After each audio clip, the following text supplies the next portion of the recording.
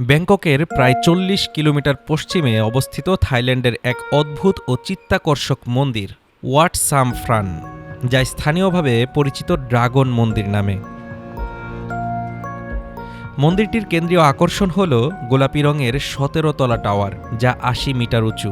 বলা হয় এই উচ্চতা বুদ্ধের মৃত্যুকালে তার বয়স ৮০ বছরের প্রতীক। ড্রাগনটি মানুষের জীবনের যাত্রার প্রতীক। টাওয়ারের চারপাশে ঘূর্ণায়মান পথ, অর্থাৎ দুঃখ থেকে সুখ এবং পৃথিবী থেকে প্রজ্ঞা বা স্বর্গের দিকে যাত্রা। থাই ও চীনা সংস্কৃতিতে ড্রাগন শক্তি, ক্ষমতা ও শুভ ফলের প্রতীক। মন্দির কমপ্লেক্সে আছে ড্রাগন টাওয়ার ছাড়াও ছোট মন্দির, ধ্যানের স্থান এবং বিভিন্ন প্রাণী মূর্তি। এটি বৌদ্ধ শিক্ষা এবং লোককথার সঙ্গে গভীরভাবে যুক্ত।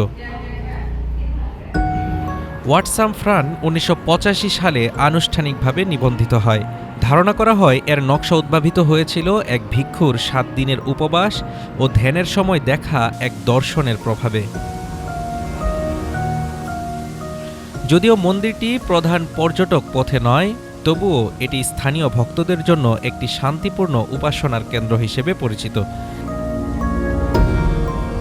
থাইল্যান্ডের ড্রাগন মন্দির, যেখানে স্থাপত্য, সংস্কৃতি এবং আধ্যাত্মিকতা একসাথে মিলেমিশে অসাধারণ এক দৃশ্য তৈরি করেছে। Desk report, Dhaka today.